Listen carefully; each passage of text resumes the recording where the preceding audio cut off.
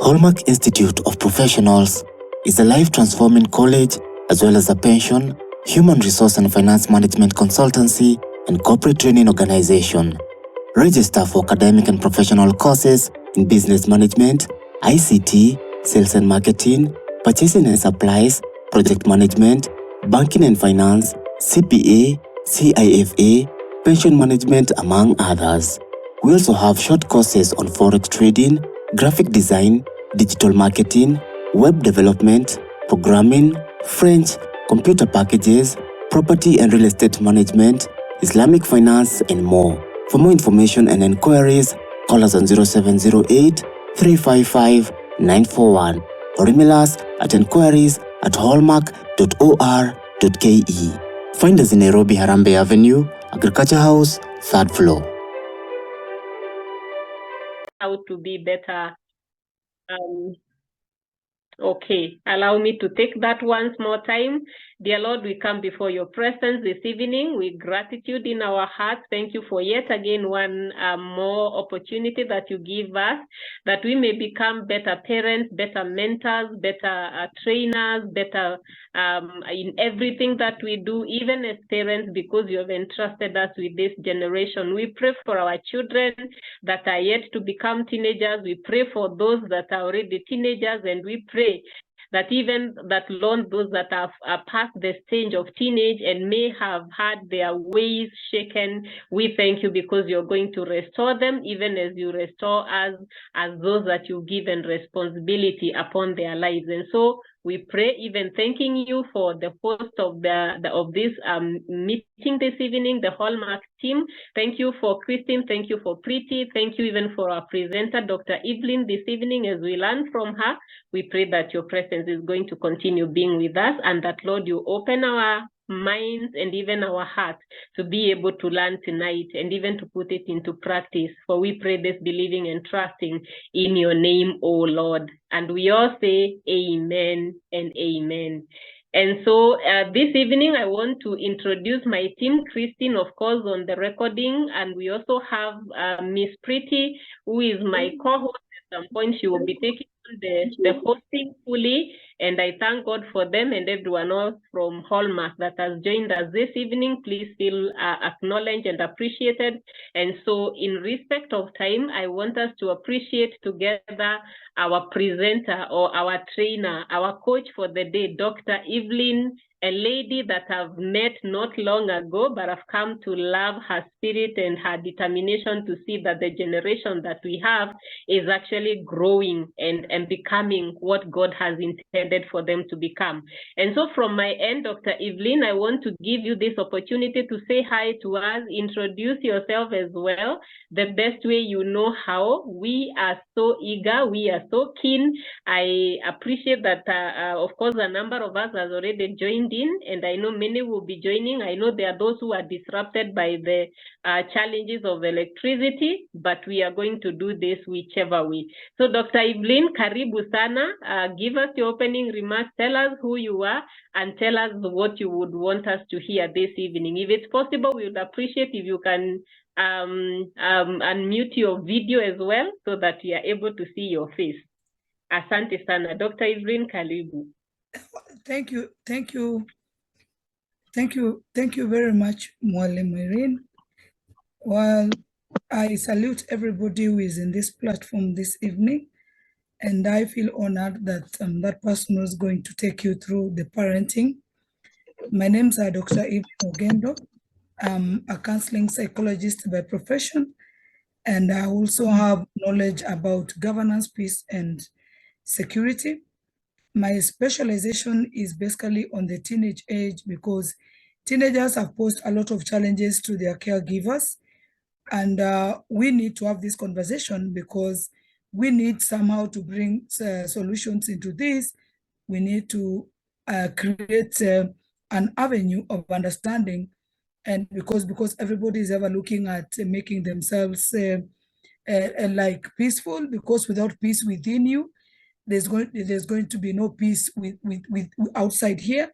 So my work, my expertise that I've specialized on is to try and restore the type of family bonds that we enjoyed long time before the social media invention, the life that we enjoyed of our children obeying us, the time we enjoyed that when our children come home to us with their problems, not the time they seek online solutions. Well, I feel comfortable that we are going to get to a place where we have longed for. And this, I love my trainings, very interactive. It's not a one-person show. I believe everybody knows something, and in this life, nobody knows everything. It is a learning process. My interaction with Teacher Irene was quite brief, but we managed to connect, and she's so passionate about bringing change. And I say thank you to Hallmark. I believe in the institution is professionalism because I've seen the way they do their things. And I believe anybody who's going to involve and join their children to Hallmark, it's going to be a smooth way of a child development, not only academic, because I believe that they believe all-round development is what is going to give our children a balanced standing in the society amid any challenges. Thank you so much, and I welcome everybody on board. I hope we are going to learn something, one or two things that we are going to carry home and we are going to carry in life to come. Thank you very much, and God bless you. Amen. Amen. Thank you so much, Dr. Evelyn. And so we will have a session for questions and answers. But before we get there, I would want to hear how has been your journey in as far as getting to where you were, when now we can say you are a professional, or you are a professional counselor, mentor, teacher to teenagers. I know you have your own. I was privileged to see your two grown-up sons. I believe now they are already post-teenage. And I just admired you. And so many of us are here wondering, oh my God, how do I navigate, the journey of my children being teenagers and being able to cross over to adulthood, and I still have them together. Tell us about your journey as a mother, and of course now getting to a point where you are a professional authority in as far as parenting teenagers is concerned. Well, my growing up, I became a parent at, I would call, a young age. I started my parenting at a young age. I got my first child, who is now around 23 years, and my second child is 19. My firstborn child is 20 years, the other one is 19. Please don't add up the mathematics, but that's how it is. One of them is older than the other by 1 year and some very few months. My background and something else I didn't tell them, I've also written books, but I'll talk about it at the end of the day. And I just need to inform my audience why, out of experience, I had to write these things, because I almost went into depression because I did not have an understanding of so many things. You see, we do not have a school of parenting. We do not have a school of marriage. That is where the problem begins with our parenting strategies. There is no one school, and then everybody wants to do things according to the way they were being done to them, and not considering the tides that keep on changing. So when I got my first child, I was 21. My second child, I was 23 actually. Now, what happened, my first degree that I did was public relations. And then I did counseling psychology as a way of trying to understand other people and accept them with their differences. How do I understand my children? Because most of the time, I took care of my two sons while I was alone.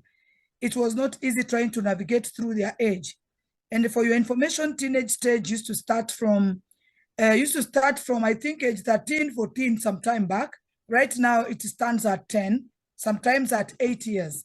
You find that these kids are already asking so many sensitive questions, and you see their behavioral changes are also beginning to be of concern. And what I did and what I went through with my children, I realized that we need information about who our children are. It was not easy as a young mother. I had to navigate through. I have my challenges that I went through.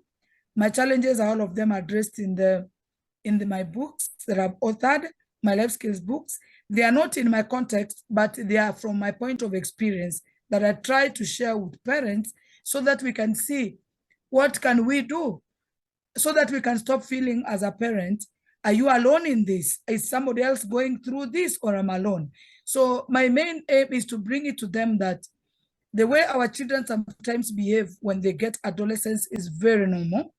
And that once it's very normal, what is abnormal is what we do to navigate through. Sometimes the anger, the misunderstanding, the mistrust gets us off balance, in that we do not have this time to now talk to our children and tell them this is it. But we keep on transferring, and sometimes you get, parenting and your marital status and the situation you are living in, they are so intertwined. That's what I realized. But most often we are subjective as parents. We become so subjective in the manner that you'd like to throw it to your wife, you like to throw it to your husband, you like to throw it to, let's say, for example, you got a child and then you are not in a marriage setup with the father of your child. So we become so subjective that it overrides what you're supposed to do as a mother and as a father or a caregiver at the initial stage. That is very important. So one thing else that I would like to give our parents, basically before I get to the main training, is that when a child is born, is usually on a blank slate. So it is you, the one giving the care. That's why when a child is born, cannot think on its own, cannot talk, because there's no content in that child's brain. He or she has nothing. So the things we do around this child, the way we want to conduct ourselves as their mother, as their father, is what now molds this child to be who he's going to be. I'm not saying that those ones who have been maybe in abusive relationships or those ones who are already, according to them, the damage has been done. I want to give them hope. It is never late to change things. What is important mostly, are you willing for the change? And when you're willing for the change, it becomes more easier. I think that's my story, Irene. Okay, thank you so much, Daktari. And one of the things I think I appreciate about you is that you are not just talking about this from a theological perspective or a theoretical perspective, but you yourself have gone through it. And the question that comes to me is that having gone through the practicals, what are some of those tangible challenges that you would say you've had to go through with your children or the children that you have worked with, maybe not even your own, and how did you navigate them? Specific challenges. Well, with your permission, I would like to approach it like this, and then you will ask me that question again, possibly if you don't mind. So I would like us to understand, like, why are we having this conversation? Why are we talking about parenting a teenager? Why are we having this conversation? We got to understand why. Why is it that we are talking about teenagers? Point number one, parents with time, at this point in time, parents feel, why we're having this conversation is parents feel like they are losing control over their children. Some parents feel it's them losing the control from their children. They do not understand that when our children turn from childhood to adolescence, who are called teenagers, like, to try to have a peripheral understanding of what goes on to this child cognitively, mentally, socially, like what is going on in this child who is changing, what is happening. Because most of the time parents want to understand children who do not understand themselves, who in fact need help. So that's why they take off and go to social media, or that's why they take off, become rebellious, and only confide in their peers. So if your child is going to get to the hands of the peers, the high chances are, of course, there are peers who have positive encouragement for their fellow peers, but high chances are they are going to get online, they are going to get to people who do not have the best for them, like a parent or a guardian would be. So when parents don't feel like they don't understand their children, human beings wants to be in control. Every human being wants to be in control, not only of his or her life, but at least to be in charge of situations. So parents overreact when they get into these situations of, this child never used to talk back at me, now he's talking back at me. How did we get in this situation of this kind of hustled up kind of a talk? And then some parents, they are not ready. They are not ready. We do not open our eyes, especially mothers. My son, my son, my son, my son. Somebody is not going to tell you something about what your son is, because show me your friends, I tell you who you are. Some of us mothers, we don't want to listen because according to us, maybe somebody's telling you, oh, Mama, myself or Mama Lee or Mama Lance, my two sons, somebody's telling you your son has a problem. You are like saying that person is jealous, that person is an enemy of progress, and we don't take time because my son can't. You see, when your son is from age 1 to 5 years, that's a different child. When this child starts coming up to 10, that's a different child. When this child comes from 10 years to 21 years, that is now totally a different child. And then some parents feel like, or guardians, they feel like there is outside interference for their children to behave the way they do. They give every reason why their children are behaving the way they do, except understanding about their hormonal imbalance when they are trying to change from childhood to adulthood. So they are giving all speculation, including witchcraft. You see some parents trying to think, mtoto wangu amerogwa. There's nobody doing such a thing on you. And I do not want to come up front and say there's no witch or there's no this. I'm there in between. But what I am talking about, it is teenagers, because parents have not taken time to understand a developmental stage of a child. We simply get in, you are married or you are in a relationship, you are getting a child, you are navigating through, because we do not have a school of parenting. We do not have a school, we do not have a school of marriage. And the type of marriage you have sometimes can affect the way you raise your children, can affect the way you want to communicate with them, and teach them communication skills. And what I would like also to add on that is that to assure our parents, as we are going to have this session, that adolescence is a very rampant stage.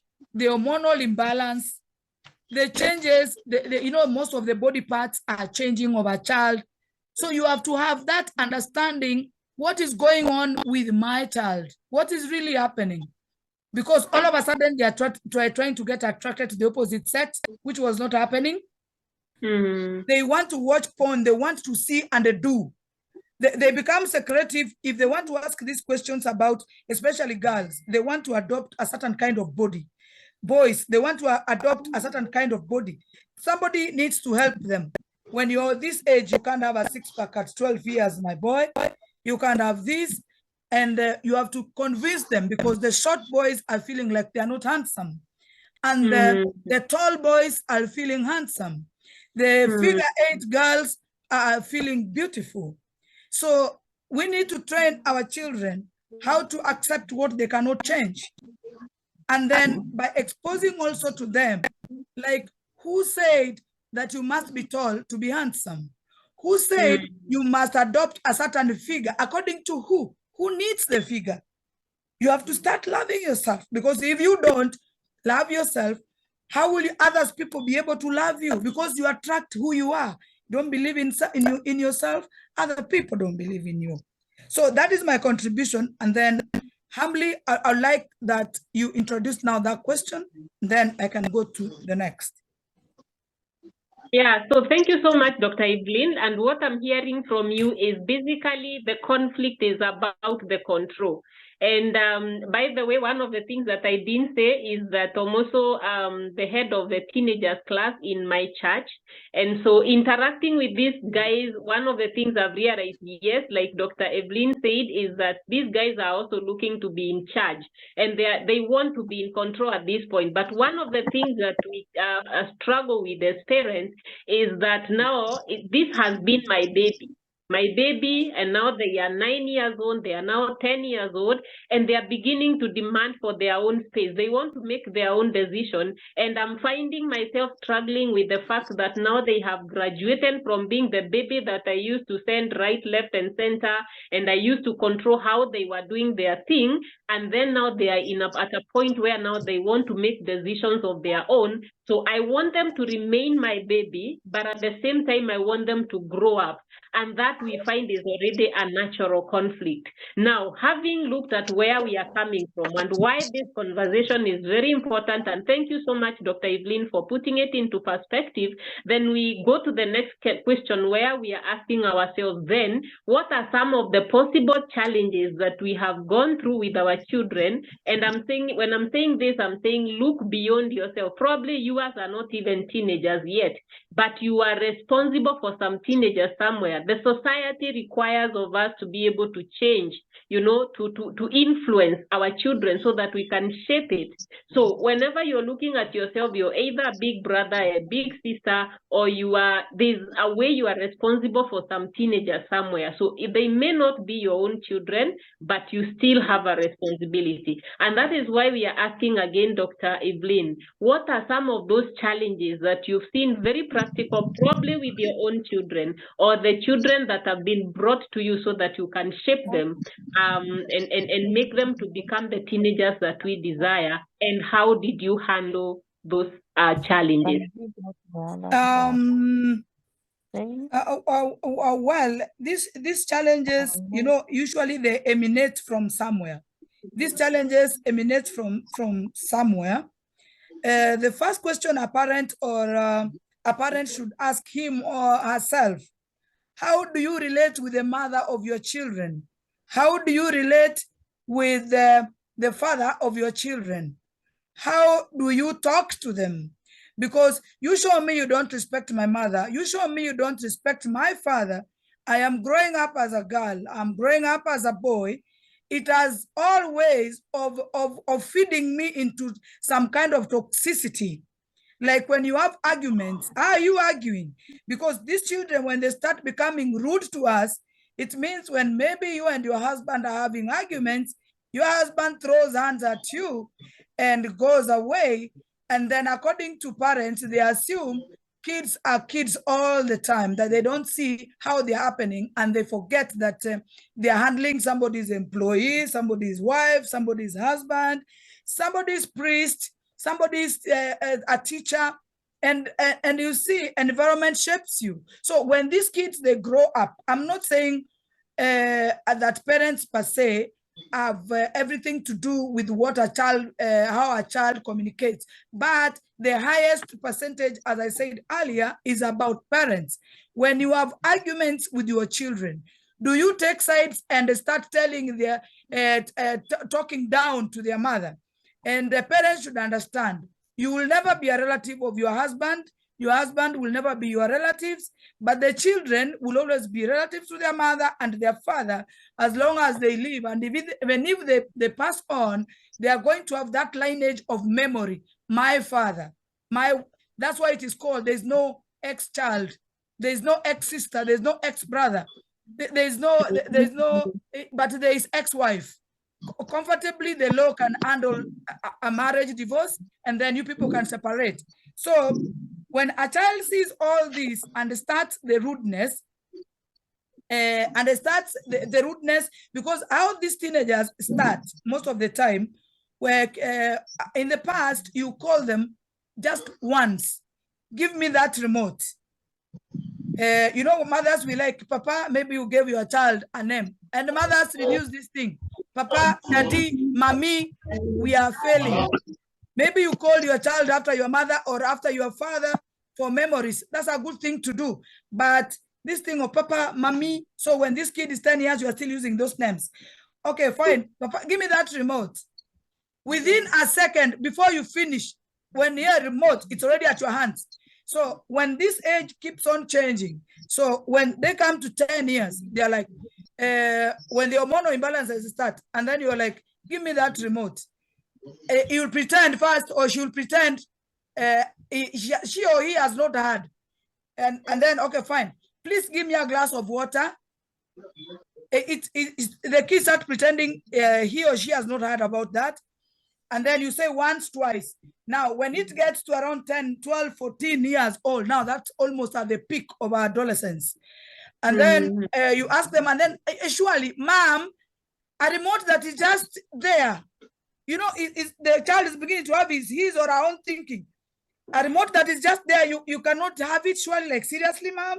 Or you sit down, you ask him for that, or you sit down to even just sit in the sitting room. Your child goes, brings, you know, my son used to do that most of the time. So, and then he's asking me, ma'am, do other mothers really like sending their children so like you do? I said yes, because I've brought up a child I'd like to see standing up and serving me, because all my life I've been serving you. So it's your time to serve me at my comfort.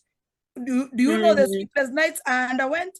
But you know, you speak, and when you speak to these teenagers, if you want to repair those things, be friendly, don't be subjective, don't be like you are criminalizing, and you are portraying this child as already, as already a bad person. So when you explain this child why you want to be served where you are, like you want that remote, you know, I like when I see my son, when I see my daughter doing something for me, however small. So this child is going to have that understanding that giving back is not such a bad thing. And when this child gives you that remote, gives you that water, say thank you. These words are learned at home. What can I say, for lack of a better word? In a Poesha hizo pembe za adolescence, when you look like you are appreciating the small things. Amekupa maji kwa glass, maybe in a funny looking cup that you doubt if it's clean. Then because you know they would like to do things very fast and continue watching the movie or continue doing what they were doing with their peers or something. Hey, say, hey, wait a minute. This doesn't look nice. Are you sure you want your mother to have this? Are you sure you want your father to use this? So it will bring some kind of sense of belonging and appreciation amid correcting. So this kid is not going to have a lot of animosity in trying to interact with you. And now the biggest problem we have with the parenting when it comes, you know, we are used to serving our children as one way. You are the commando sitting up there. We are one way. We do not allow interactive conversation with our children. According to us, because we are their mothers, we are their fathers, you know it all. So they should be responding to what you are saying, not interactive. You are not allowing that because according to you, your father never used to allow you to talk the way. When he's talking, you shut up and follow what he has said. When your mother is talking, when you come in late, the type of canes you are going to receive, that is the language we understood. You know, like me coming from a family of being a lastborn in a family of 11, and me having come much later when my parents didn't know they could get a kid. And it was so subjective of me. According to me, I'm not regretting why I got married so fast, but according to me, that's where it all began. I was tagging small reasons to move away from control because teenagers want to be in control, parents want to be in control. These two forces crash and nobody is willing to understand the other. So what did I do? So the first time I'm able to get this man who has said he loves me, simple, I have to get married as a solution to the control. So that's why our teenagers are running away from home. They are running away from control because they want to be in control in their life. You want to control them. They feel you don't understand each other. So that's why they run away and they disappear from home. Others go get married. After a few days, they come back, they are pregnant, they go again, they come with the other child. You know, it's a vicious kind of circle because parents, we have to stop, we have to detach ourselves from the way our parents took care of us. It's totally different. People never had a mobile phone. Social media was not as cheap the way it is. You see, now as parents, we get so frustrated. If I could do this for my father, he would kill me. If I did this, he would kill me. Now, this child, we get frustrated that this child is very comfortable talking to me the way he or she wants, and wants to get away from there. So if we knew, but now we know, you do not drive yourself as a parent to the level of toxicity with teenager because they are so daring. Their hormonal imbalance just trickles like that, and then they do something which they regret. Most of teenagers have tendencies of apologizing, and they're doing exactly the same thing. So that's why parents think their children are bewitched. Nobody, the hormonal imbalance that works with them, it is very harsh actually to them. And then the developmental stages of a child, I would say it's not late. Every person who has given birth to a child, try to learn, how does a child grow? My child is 10 years old. Let me read about 10 years old. Let me read about 15 years old. Let me read about this. Reading is what is going to release our attention buttons into some level that will give us some type of sanity to also, you know, we are under so much pressure. I understand that part as parents. The economical situation is so hushed up. And then, you know, there are unspoken things in a setup of bringing up a teenager. There's what the father thinks. There's what the mother thinks. There's what the aunties from the mother side think. There's what the relatives from the father side think. There's what the grandparents of these children think. And then if we are going to not to be in charge as their immediate caregivers, we're going to lose our children. So we need to know what is this right thing that we got to do. And the peer pressure, the biggest problem with teenagers is peer pressure. So-and-so is dressing like this, I have to dress like that. So-and-so are staying in this neighborhood. My parents are not working hard enough to make sure we are living like so-and-so. And these ones, they go for holiday. Us, we don't go, we don't even know what holiday is. These are the inner conflicts that our children undergo silently, and they won't tell you. So they start behaving in a certain manner. That's why you hear this sponsor thing. That's why you hear the Ben 10 issues. We are subjecting our children into situations that they do not have the expertise to take care of them, because I want this like so-and-so. I've never understood my family. I have never understood the socio-economical, financial status of my family. So these children, they want to be like each other. Everybody wants to be like everybody else except them.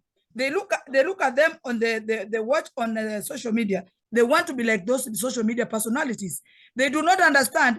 There are people who do modeling that are in special diets.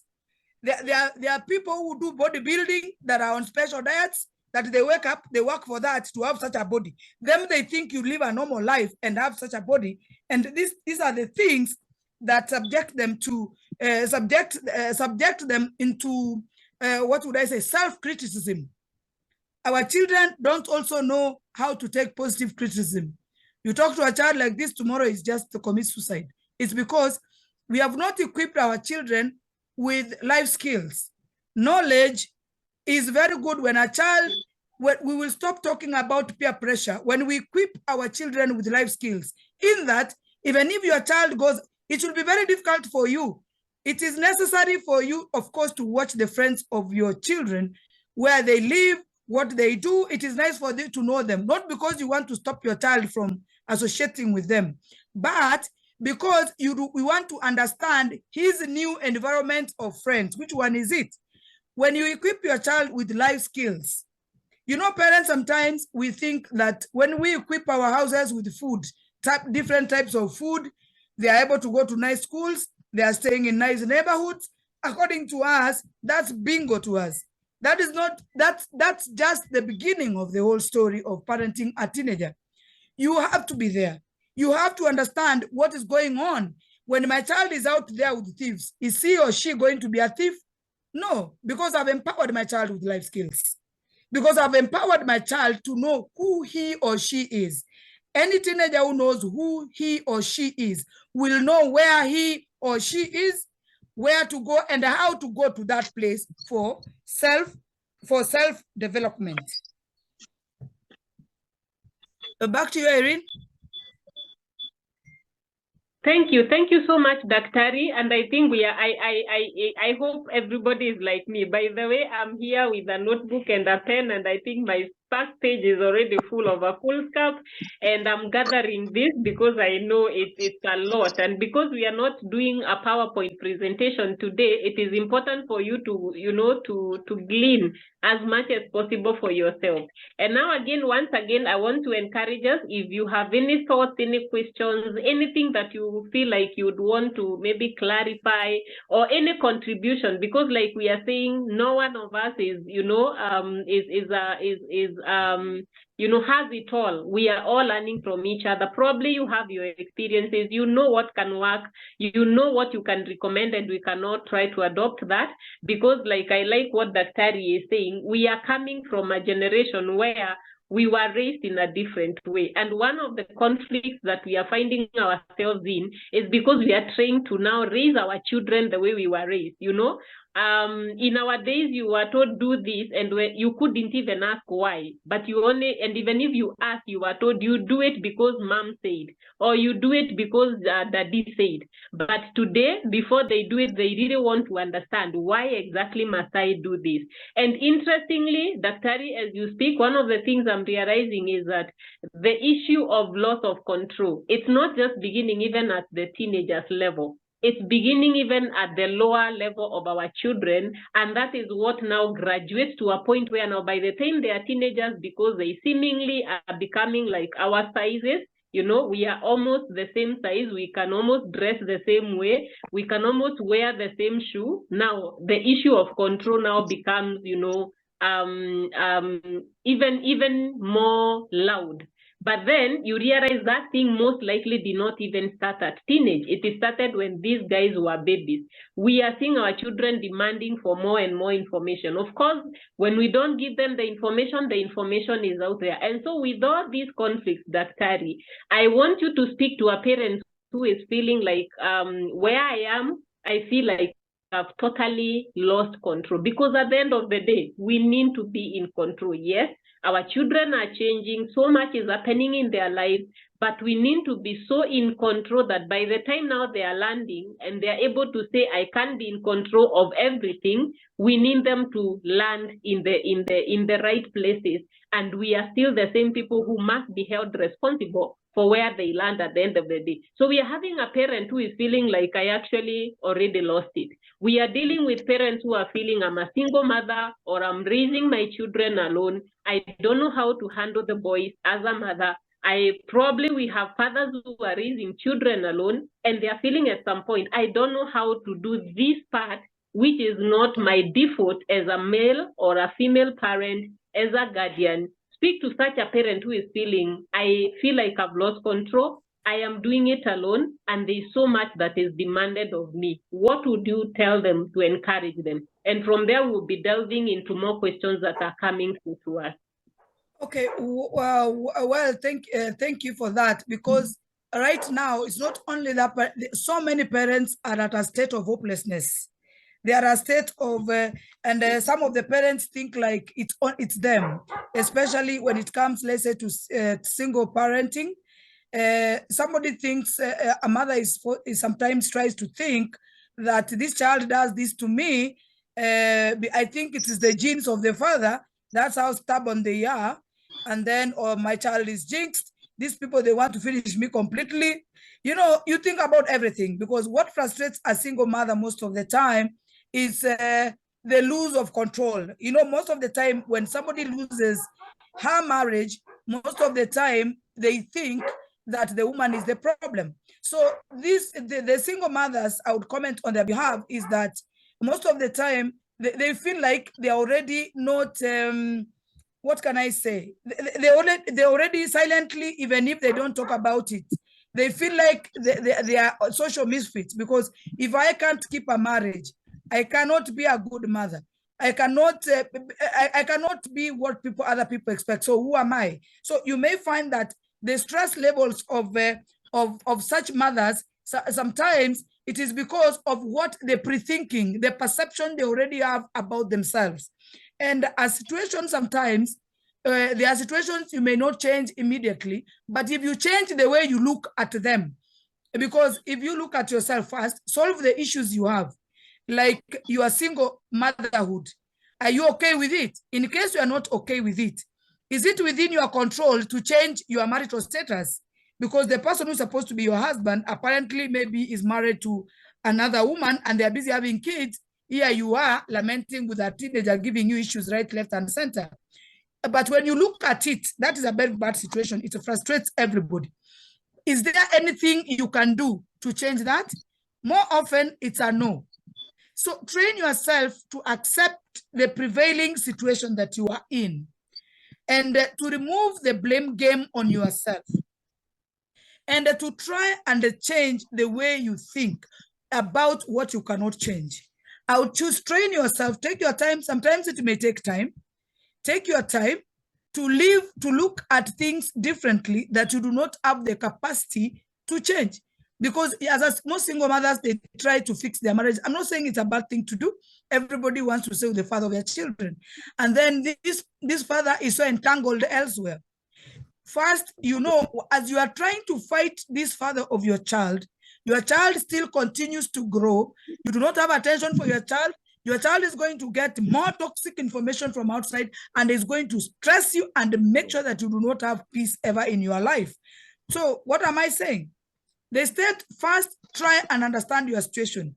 Change your situation from the state of hopelessness to the state of hope. And the person who can do that best, it is yourself. Tell yourself, this I can. If you're not going to believe in yourself, nobody else will, and the things will always be different. Believe in the little small steps and reward yourself for the little small steps that you make it. You at least decide and make it. And when now you are trying to talk about your child who has put you in a state of bizarre, so to speak, let me tell you, parents of teenagers, you will not win all battles. At one point, you have to choose the battle. I had to choose the battle because my sons, they have this long hair.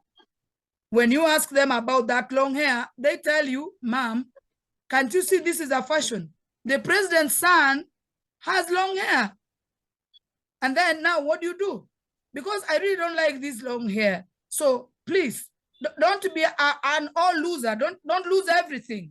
Tell them, my son, please make sure you have it combed. I don't like it too much, but if you love it, that's it. Because what will you tell your son? Because he has told you clearly, the president's son has such hair, and I think he looks good in it. It was all over. Everybody, the social media, televisions, everybody was covering the president's son. So why don't you want me to be like that? So you choose your battle. You're not going to win everything, but there are things you will have to tell them, I do not want this. Like, I do not like, for me, I would say my style is keep it simple. If it is that hair, comb it. If it is like they like some of the teenagers, they like to dress so inappropriate. Tell your girl, keep better part of your body covered. And they give reasons why. Don't just tell them. You see, as parents, we are paranoid. We are bitter also. But we have other, we are bitter because we transfer. We do a lot of transference. You are frustrated in the office. You want to come and dictate your wife, like you want to come and dictate your child like as a robot. You press a button, this up and a button, and you forget this person has some brain in it. The skull has some brain in it that is working also. So when you come to enforce such kind of things, they don't work. So choose your battles. You will lose most of you. Appropriately, you will lose at teenage. But like the trousers, they like wearing the funny trousers. Keep it in touch. Don't show your boxer. It's not right. The people behind this fashion, it's because they were taken away, their belts were taken away when they were put in jail, mostly the Black Americans. That's why their trousers were dropping because they didn't have the belts. So that this kid can understand, anytime he wants to dress inappropriately, is what happened because he's trying to imitate people who are in a problems, people who are criminals. So at least you will have passed a message. Tell your girl, the people wants to show the better part of their body. It is because they would like to expose it to the end, to the market, to the end user. And is that what you want? This is the message you communicate. When you do not cover the better part of your body, this is what you are communicating. It could not be your intention. It could be you are imitating someone. It could be you are copying someone. But when my daughter, when you dress like this is the message you are passing. My son, when you dress like this is the message you are passing. And then as a single mother, like you told me, I'm trying to dwell on the single mother. Try to know first, what problem do you have? Are you still in love with your ex-husband? Tell yourself the truth. At least you don't lie to yourself. And then, ask yourself another question. Is it a must the people you love to love you back? Why is it that you love him? Is it because you are broke? Or you love him because, according to me, somebody is not treating you very well. You are busy loving that person. The problem you have, it's not loving him. It's some financial desperation you have. How can you fix your financial situation? How can you stop thinking that this man must do things for me, for them to work? What have you done, you, from where you are? What have you done to multiply that 1 shilling? Are you trying to threaten him with the court? Trust you me, divorce courts have frustrated many children, have undergone under depression, because parents, when they go to divorce, they do not understand that these children, even the fact that you are filing a case against my mother, against my father, that you have given birth to with me, children have mental issues when you handle each other, when you handle the mother or a father in a certain way. So we should look beyond what is my child doing.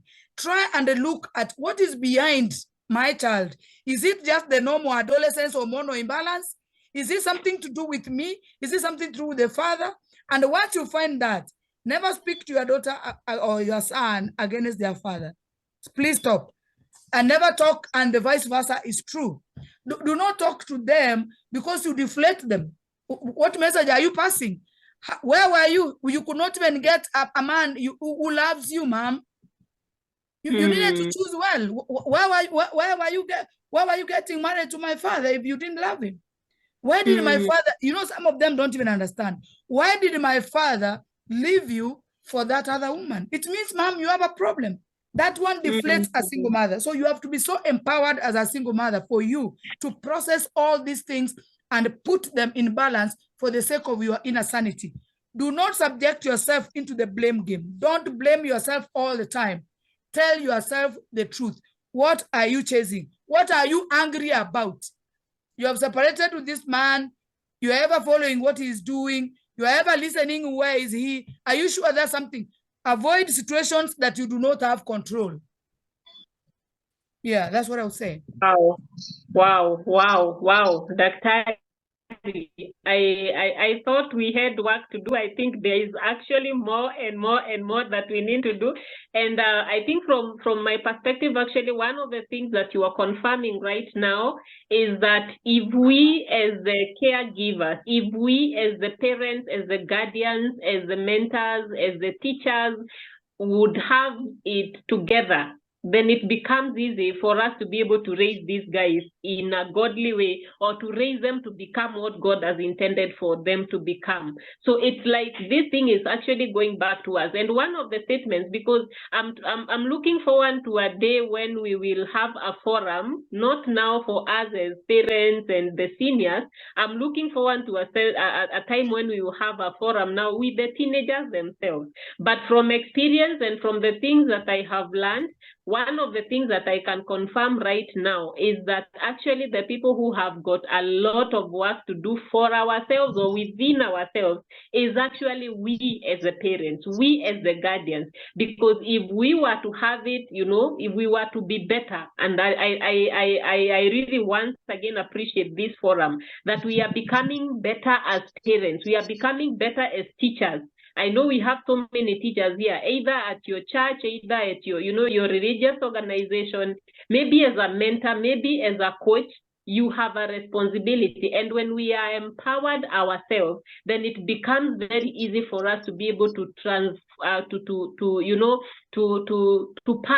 the same to our children. But as long as we have issues, we have this, basic issues that we are battling with as ourselves, not just about the lack of the things that we may think are basic needs for life, but when we lack the skills, when we lack emotional stability, when we lack emotional intelligence, when we lack these skills, then it means that is the same thing that we are transferring to our children, and then we end up making a very unfortunate statement that I've had many times, where we say this generation, you know, the children that don't obey their parents, the children that have no respect, the children that have no manners.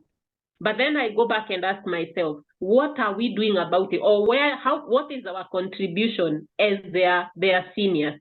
And now at this moment, as we progress, I would want to invite my co-host, Pretty Buki, to just maybe pose a few questions,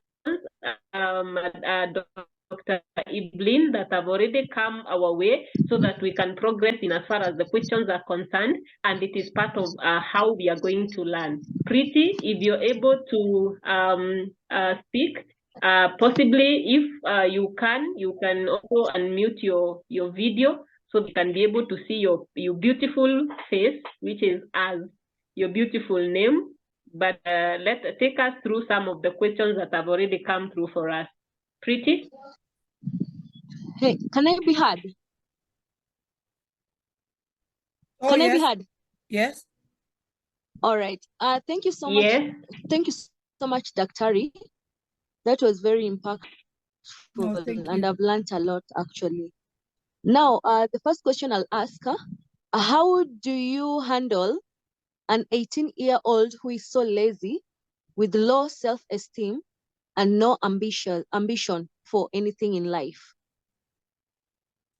Well, thank you for that question. But as I said, I almost commented earlier, you know, I don't know if that type of description of that child, you know, most of the time when we lose control of our children, we want to, like, I'm not saying what you're saying is not true, but because that is so most of the children are like that. But you know, when we become frustrated as children, you know, as parents, you know, you have your own conclusions. You know, there's what you're saying, because this child has not told you that I'm hopeless, I'm lazy, I'm this, I'm that. This child has not said that. You have given the description according to your perception about what this child looks. You know, it's an assumption you're making. Most of the time, and that is what frustrates us, is lazy. You know, maybe according to me, when you don't spread your bed, you are lazy. But other parents, when you don't go to the shamba, or you don't fieka the fence, when you don't do stuff, you are lazy. So when you define lazy, different people define lazy in a different way, because our expectations, when our expectations are frustrated over these children, we tend to run away with we describe our children. If even I would say now, like me, I would like most of the time, because I was brought up in an indigenous setup. I'm not born and brought up in town. So sometimes I would ask them. I used to see 18-year-olds just doing stuff, getting out there, you know, you have to do this, you have to do that, you have to like take care of the compound, but them, it's not in their mind. So I realized these are different group of kids. I can only regulate them because I wouldn't like to lose everything. I like to bring their masculinity back for them to start thinking like what is expected of me, what is expected of me as a person, not according to what he or she wants. So I believe such a child to say is lazy. So I think at a closer age, that parent I would wish that parent says, when you say lazy, what are you looking at? And when you say hopeless, because this child has not said that, maybe this child is undergoing some kind of mental kind of frustration. Maybe there are things, even the way. In fact, there's a child who committed suicide when the mother and father separated, and after they separated, they had issues. So the mother was making sure that the kid has fees and everything, and they took him to campus and everything. But this child was not happy the way the mother was struggling. So what did this child do? This child took away his life and wrote a note. Mom, I love you so much. I could not let you suffer like that. So parents sometimes don't assume when maybe when you have issues, financial issues, and then you are working hard as a mother or a father to raise this food for your children, and they imagine their issue is food. They also don't like the way you suffer. They also don't like the reaction of so and so. They don't like the people they feel when they lose security. Have they lost their security when you say they're hopeless? What is happening behind the curtains? Because any character, there is a perennial way of disappointment that is behind it. So if we can look for what is happening, sometimes they don't even like I'm made to look like this. I can't even think about the course I can do. I can't think anything on my own. So I am useless. You have made this child to understand that you're going to have a conversation that are not interactive. Get to know what course do you want to know, even from 1, from 2. Let your child, what do you have in mind? Like when my son was in Form 2, he told me, Mom, I like to be a doctor. So I told him, my son, a doctor is not a walk in the park. You have to know a lot of sciences. Your math has to be on top. So when you do all these things, and then other things are going to fall in place. So we are so judgmental as parents, I believe. We have not given our children time to also defend themselves, to also say something without offending us, without us offending them. Wow. I hope that I was powerful. Yeah. Pretty, you're and okay with that I answer? can maybe ask another question. Yeah. Yes. Yeah, and maybe I can add another question. Yes. When you talk about parents not understanding the children, now what about when a teenager has been living, maybe he has been you are not clear though, or that they have been living in a violent, like they have been living. Can you hear me? You are going off. In a violent home. Oh, when a child has been living in a violent home, and then what's happening? In a violent home. You know, when a child has been living. So how can you like? So how can you advise such a child when they have been living in a violent home whereby they think like even some they don't want to get married, or they've been abused by their own father? You see, what I believe, Pretty, communication changes everything. You know, our mind, sometimes we are, you know, sometimes we reach a point whereby we call it, we have hit a snag. You know, we hit a snag so fast as caregivers, as parents, as relatives of such kind of situation. I believe when they are not getting married because of that, they already have the problem at hand. And what they need is somebody to make them get used to their state, to their situation, and give them the control that, yes, all that has happened. How do you instill this type of hope to such a person? That's why that person has to have some kind of talk therapy. Like, this is what is happening. You know, people are talking. You know, you can keep on talking, okay, this is the problem. You're not going to talk about this is the problem and do nothing. What have you done about it? Have you, like, maybe there could be other things about the abuse that are there. There are those ones who will use that situation as an excuse. You have to know that. So when they are, maybe they have not done their things so well, so they are attracting the wrong people in their lives, and they're like not marrying, and then maybe they end up unproductive because they become lazy. People use situations. Young people, old people use situations to do what they are doing. You know, like maybe you can get somebody is under peer pressure and is into alcohol or drugs, and then uses that abusive situation at home. I don't want to come home because of this, and this. People have to draw lines of situations because other people are going to take advantage of situations, because I believe individuals are different. they process information Yes. differently, and they think differently all the time. Mhm. But when they see that they are losing their control, so they keep off. They kind of give up on it. But there's always hope of any situation in the world. Yeah, that is very, very true. Yeah. The last one, how do you also how to control gadgets and social media? I think this is one of the greatest problem that we have right now. Social media. Yeah, that's a very good question that you have asked, that most parents ask. You know, the problem with us, you know, like me, I really regret, you know, parents, we have to regulate our reward system. You know, when my sons were in primary school, I used to buy them, no, when they were toddlers, there were those toy phones. I bought them toy phones because they kept on playing with my phone, and I did not feel that I'm safe. So I bought them that toy phone.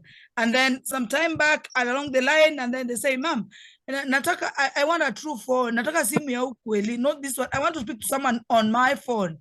So I decided, let me buy them a Kamulika Mwizi that topples up for the house help in the house.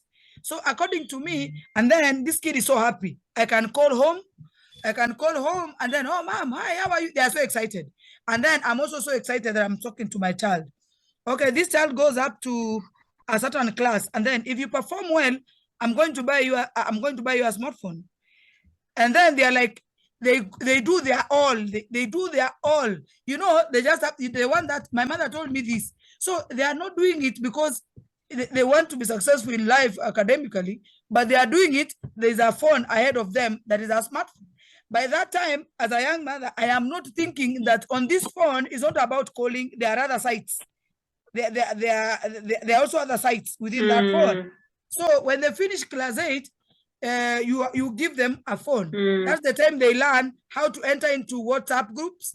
So however much you talk about peer pressure, it's also in your house, under your nose, because they are busy chatting, families, everybody, you are in the house, all of you with your children, but you are lonely. You even decide to go and sleep. And when you talk about social media, let's talk about our children very openly. Why is it that I do not want you, mostly boys and girls, they like to see porn. They like to see porn. They are so curious because the hormones in them, that's what it's telling them. Their hormones tell them.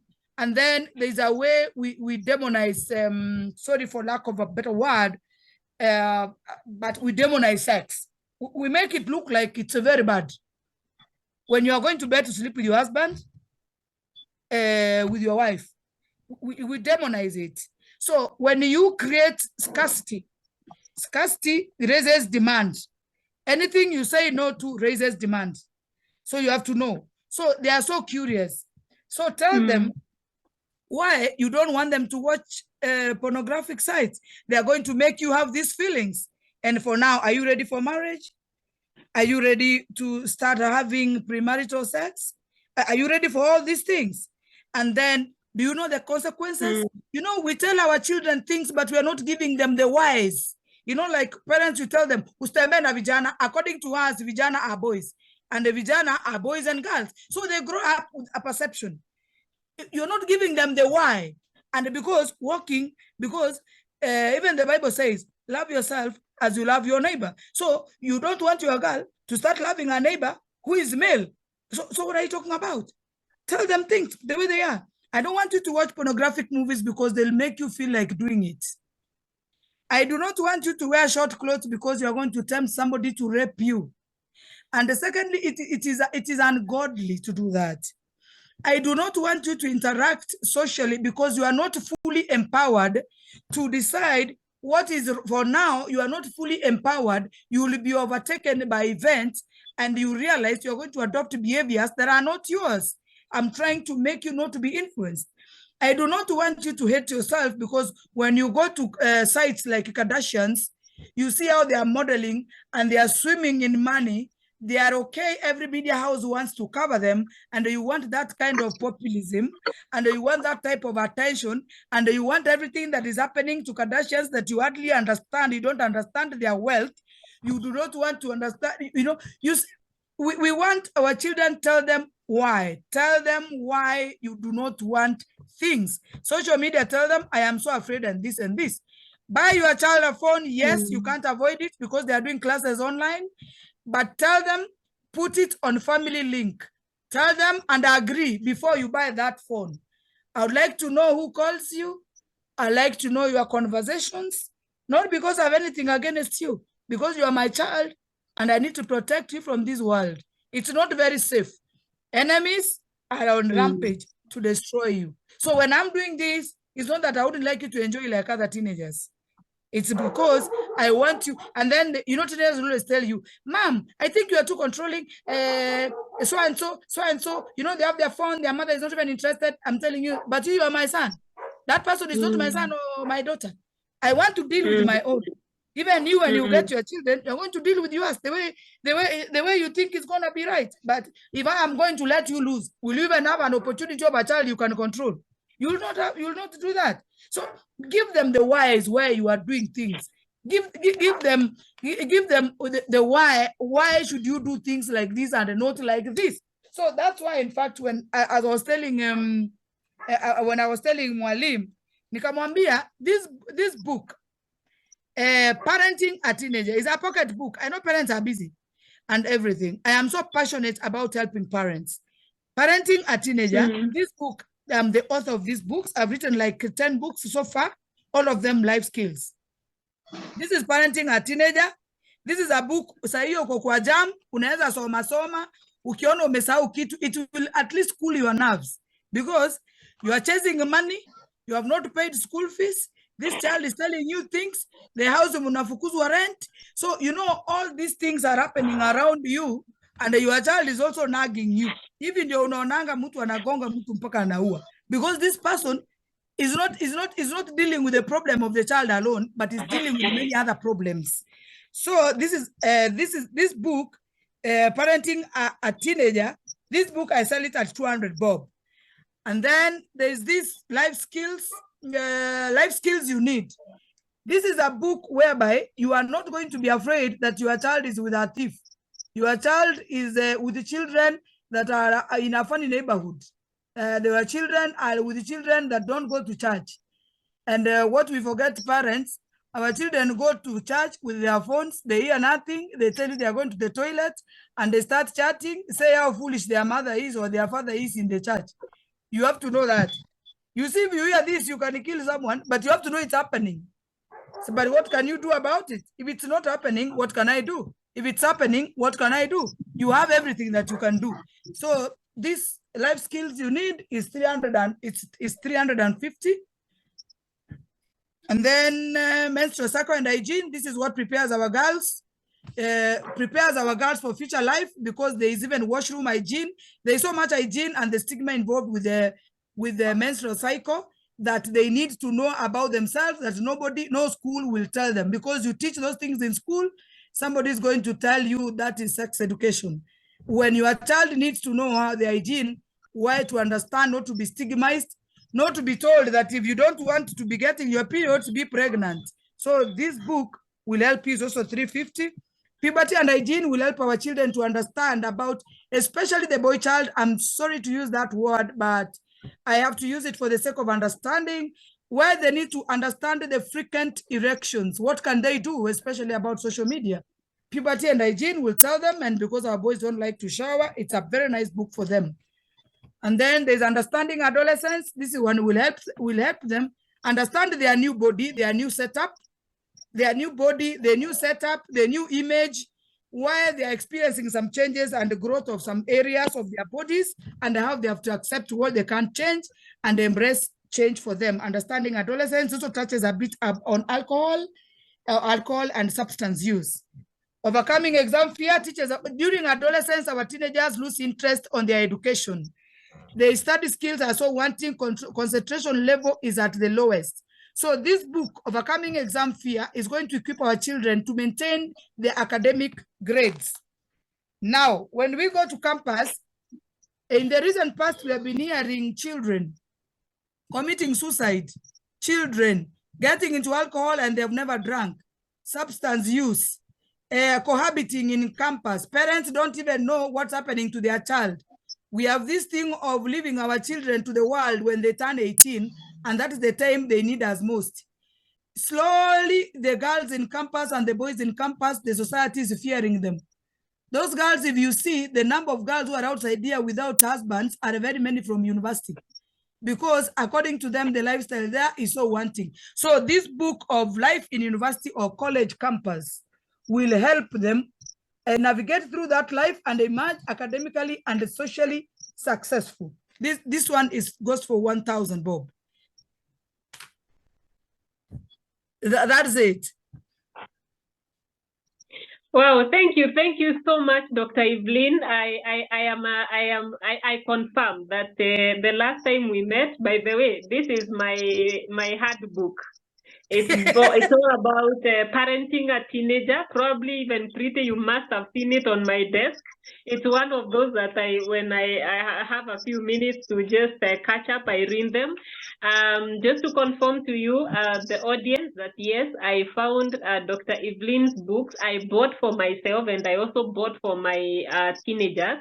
I am still reading them because I also believe in reading before I give them. So I am in the process of interrogating them, but this one I can confirm to you that yes, I have read it and it's been helpful. And that's why now we had, of course, to go to another level and say, if you have impacted my life as a teenager, a teenager's parent, and as a teacher, as a coach, as a mentor, then I believe you are able to impact others. And so I appreciate you. I bought, I think, all your books. I bought from the number 1 to the number, is it 8? I bought all of them that were on your desk. This is the university one. I just didn't have this. I think the one for campus is the one you didn't have, so I need a copy for it. And so just to confirm that, parents, it seems like we have got so much in our hands. I don't know whether, Pretty, your mic is still on. Please, if possible, you can put it off so that we can reduce that echo. So parents, we have no choice but to equip ourselves over and over again. Things are changing. I know we feel like we already have a lot in our hands, but we cannot, there's no excuse. We have no excuse. There's no way we can run away from this. Somebody once saying that if there's one thing you can never delegate, it is parenting. It is parenting. So we have to be the right parents, and we need knowledge. We build one another when we are doing this. I remember one of my mentors, in as far as the teenagers are concerned, once made she made it look like a joke, but it was actually a serious statement when she said, sometimes you pass by their rooms and it seems like there was a volcano only in that room in your house. You know, there was an earthquake that happened, and everybody, you know, there was no earthquake in any other room, but in your teenager's room, it seems like there was an earthquake. And she just encouraged us and told us that sometimes just close the door so that you stop seeing. Of course, that was like a joke, but of course, when it continues over and over again, some of the questions that were coming to us, I know we are already asking where we can get the book. So I'll request Daktari, if you can post it on the chat where we can get your books. We'll appreciate.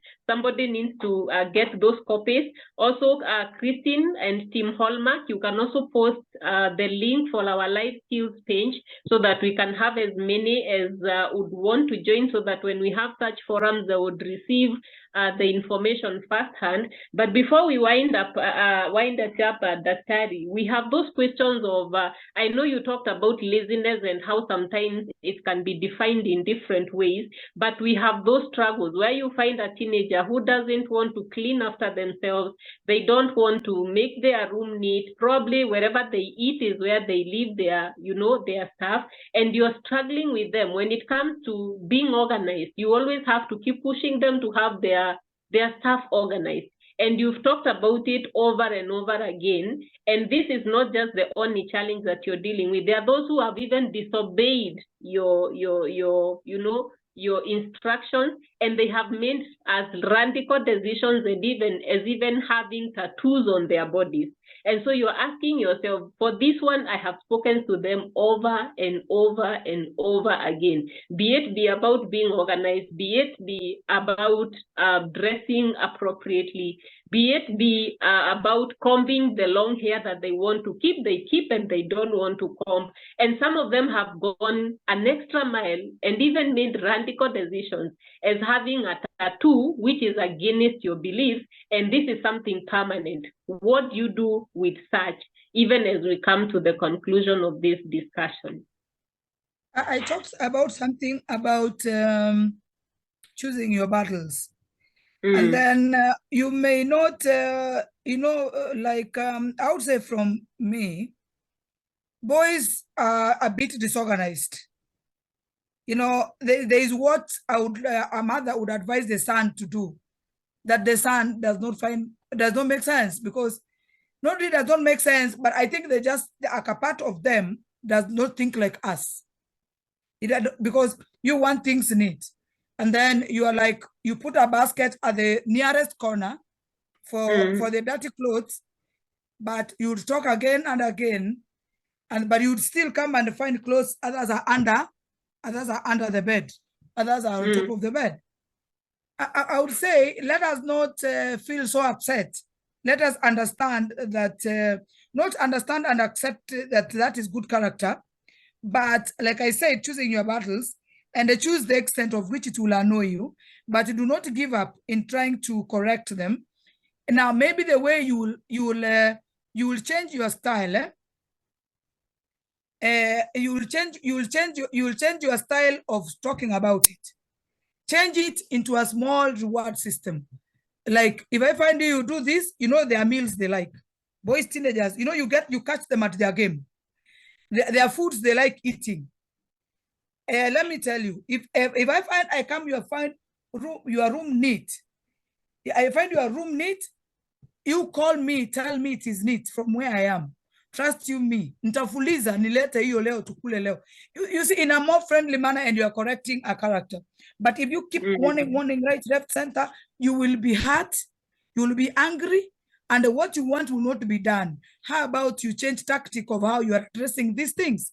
Or maybe you tell him, if you are going to keep your room neat all the time, who is your favorite player? Who is if he likes football? That's how I handle my boys. Now, their rooms are very neat.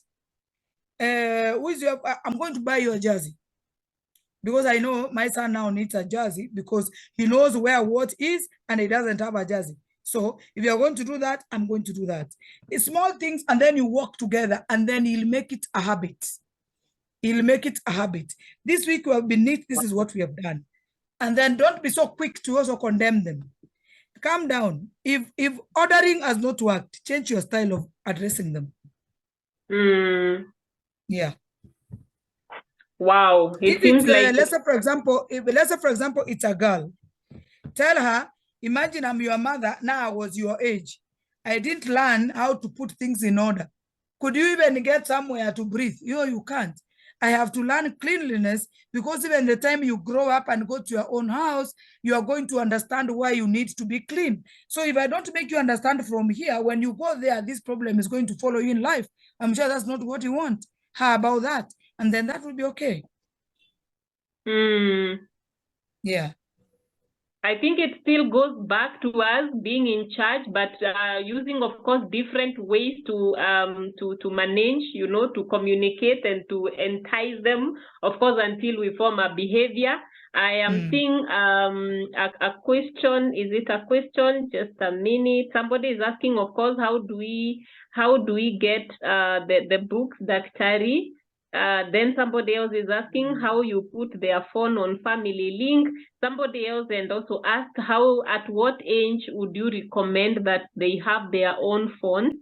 And somebody else concluding, commenting and saying, great necessary conversation, open conversation, patience, and doing what you are asking of them. Leading by example has worked for me. Wow, thank you so much, Koima. I'm seeing Fanny saying, how do you put their phones on the family link? I don't know whether Daktari would be able to talk about that, or you'd give us that as an assignment, but somebody was asking, how do we get your books? The books for now, they can directly order. My number is 0721 Yeah, please 319. take the number. We will also try as much as possible to pass Daktari's number to you, but for now you can pick it so that you're able to get the books as soon as possible. Daktari? 0721 319 674, and then after you pay for it, I said this is 200 bob, and this size is 350 per book. And then when you make your order, you are going to pay like the titles. These are the titles. I don't know whether you'll get it, but I'm sure, Irene, you can help them get the titles. Yeah. Even the one for university is the new one. The books are 7. There's 181 that is not here. There is menstrual cycle and hygiene. There is understanding adolescence, life skills you need, overcoming exam fear, parenting a teenager, and puberty and hygiene. Life in campus is 1,000. The buy goods number, the till number is 824-5770. So after you pay for your set of books, you are going to forward me that message, and then you are going to talk to me, and then I'll make sure I send the books to you. Thank you. Thank you so much, Daktari. I want to believe we have, as many of us who are interested, we've been able to get the details of how to get the books. You're saying there are 8 of them. What's the total cost for all of them? The total, this is 1,000. This all of this is 1,700, so it's 27. Yeah, I was trying to do my math to remember how much I paid. So I need one more 1,000 to get. You actually paid 17 because you didn't have this. I definitely know I'll get a discount for that, but in case you need these books, please feel free. I think we will confidently and comfortably be able to recommend Daktari's book if you're within town. Hallmark Institute of Professionals is at Harambee Avenue, actually at the junction of Harambee Avenue and Moi Avenue. And anytime you have any question about such programs, where you need your teenagers to be mentored, this is one of the areas that we have invested in, and we would really want to work with them as much as we are working with you, because at the end of the day, we need a balanced society. Over and above the life skills, for your information, we are at TVET College once again, offering academic and professional courses examined by the NEC, examined by CASNEB, others examined by the body we call HRMPEB for the HR professionals. We also have courses that are now what we call the competence-based courses, examined by the body called TVET CDAC, which is Curriculum Development Assessment and Certification Council. Over and above that, we offer corporate trainings just to continue building your skills. In as much as you may be working somewhere, probably you want to venture into entrepreneurship, we have a tailor-made course for you. We have courses that basically are just for your staff. And then over and above that, we have short courses where you come, you learn computers, you learn different languages, you learn, digital marketing, which is a key skill today, and so many other courses that we have that are going to make you a better person, even as much as you have your basic professional and academic courses, because we believe in continuous improvement. I have shared an invite link to our life skills page. Should you feel that you'd want to join, so that whenever we have such a program, we desire to do this at least bi-weekly, if not possible once a month, on a Monday evening, 8 p.m. when you are done with the business of the day and you're settling down. Because remember, we are saying the life, the dynamics and environment within which we are living continuously is changing. And so as it changes, it brings a lot of demands on us. And so it is my honor, it is my joy to have brought this session to you. Thank you for participating. This is all what our time would have allowed us to handle. But should you need even a specialized session with Dr. or even with myself, please feel free to reach out to us through the email or through the numbers that you registered with so that we can work with you. If you feel there is an area that you'd want to impart, people's life with, because this is part of our CSR. Sorry to interrupt you. I Yes. also do, like in schools, if there is Parents' Day, a free keynote speaker, as long as I'm speaking to parents who are going to buy my books. I am going to mentor them. I'm going to mentor the children. I also mentor teachers for free at no extra cost. Thank you. And thank you so much, Daktari, for partnering with us. I was just at the point where I was saying I am seeing very important people in this forum, especially those who joined very early. If there is an area that you feel or very well you can positively impact society through, feel free to reach out to us. We'll organize such a forum and give you a platform where you can reach to as many people as possible.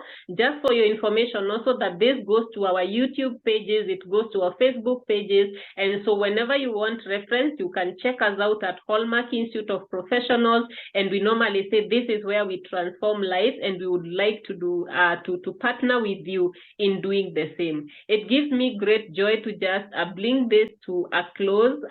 It's 1 minute to the top of the hour as promised, but we just want to assure you, should anyone may have registered or desire to listen to this, we'll be sharing this on our live skills pages and also our social media pages so that they can be able to catch up with us and be able to learn and be impacted. Once again, thank you so much for each and every one of you that was able to join, and we really appreciate you. Thank you so much, Daktari, for being such a resource and for sharpening us. And I believe we are never the same as we came. We continue to do this at Hallmark Institute of Professionals. Visit us as our social media pages. You can also check us in at Harambee Avenue at Agriculture House at the 3rd floor, and you will meet a vibrant, powerful team that is going to minister to you and answer all your questions that we are able to answer. God bless you so much. Have a blessed night and continue to have a fruitful week ahead. Asanteni sana. Asante.